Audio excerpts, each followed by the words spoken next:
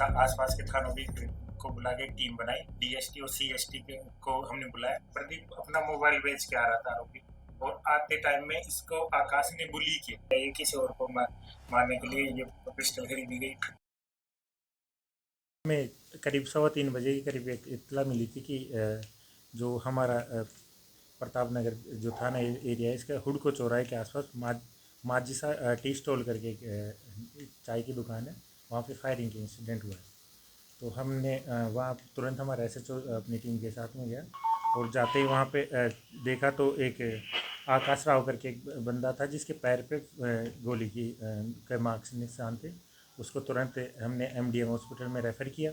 इसके बाद में जो वहाँ पे खाली कारतूस था उसको जब्त किया, और साथ में ही उन्होंने कंट्रोल को सूचना दी। कंट्रोल को सूचना देते हमने नाकाबंदी करवाई, और साथ में हमने एसीपी प्रताप नगर और आसपास के थानों की को बुला के एक टीम बनाई। डीएसटी और सीएसटी को हमने बुलाया, और हमने करीब 10 के आसपास टीम बनाई।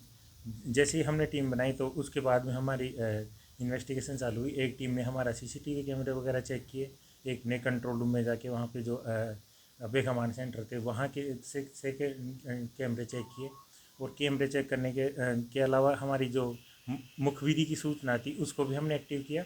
और हमारी जो सीएसटी की टीम थी, इन्होंने प्रभावशाली कार्रवाई करते हुए करीब 1 घंटे के अंदर ही जो आरोपी था जिसने फायरिंग किया था उसको दस्तयाब कर लिया। आरोपी का नाम प्रदीप बेगड़ करके है, उम्र 21 साल है इसकी। और जब हमने इसका क्रिमिनल रिकॉर्ड चेक किया तो इसके ऊपर 3 मारपीट के पूर्व में केस दर्ज है, 2 प्रताप नगर सदर में और एक केस देवनगर में इस पे दर्ज है। सर, ये फायरिंग का मेन कारण क्या रहा सर? आपस में कोई पुरानी रंजिश है या वजह क्या रही है सर अभी तक प्रारंभिक जांच में? फायरिंग का कारण ये था कि प्रदीप अभी प्रारंभिक पूछताछ में ये आया कि प्रदीप अपना मोबाइल बेच के आ रहा था आरोपी, और आते टाइम में इसको आकाश ने बुली किया।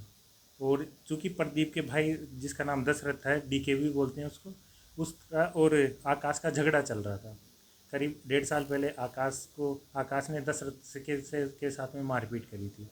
इस मारपीट के सिलसिले में, और चूंकि वो प्रदीप रास्ते से चल के आ रहा था तो बुली करने के कारण प्रदीप घर गया। घर से जाके अपनी जो पिस्टल थी वो उठाई, और वो उठा के आके उसने फायरिंग कर दी।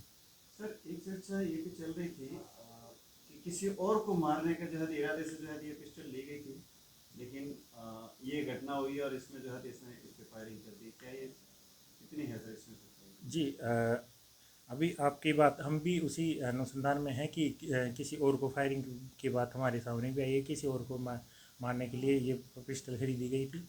चूँकि इस पिस्टल को जिसने दिलवाई थी गजेंद्र पवार करके है, जो मुरली हेयर कटिंग करके शॉप है जिसमें वो काम करता है, उसको भी हमने दस्तयाब किया है।